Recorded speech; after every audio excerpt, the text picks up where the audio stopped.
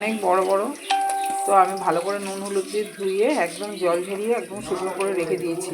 লোটে মাছটা রান্না করব। এখানে পেঁয়াজ আর টমেটো খুব ভালো করে ভেজে নিয়েছি। এই পেস্টটা একসাথে সমস্ত মশলা আছে, এখানে টক দই আছে, আদা রসুন পেস্ট আছে, লঙ্কার গুঁড়ো, নুন, হলুদ, গোলমরিচের গুঁড়ো আর জিরে ভাজা আর গোটা গরম মশলা ভাজা ওটাও আছে, একটু ধনিয়া গুঁড়ো, সব মিশিয়ে পেস্টটা দিয়ে দেবো। মশলাটা কড়াইয়ের মধ্যে দিয়ে দিয়েছি আর মশলা বাটিটা ধুয়ে একটুখানি জল দিয়ে দিয়েছি। একটু মশলাটা কষিয়ে নেবো, কারণ মাছে তো জল দেবো না। মশলাটা খুব ভালো করে কষিয়ে নিয়ে মাছগুলো দিয়ে দেবো।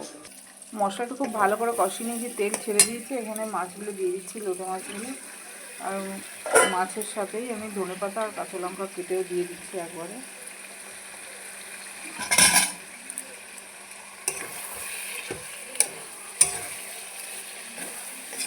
একটু ঢাকা দিয়ে রাখবো, একটা সাইড হয়ে গেলে আবার একটুখানি উল্টে দিলে হয়ে যাবে।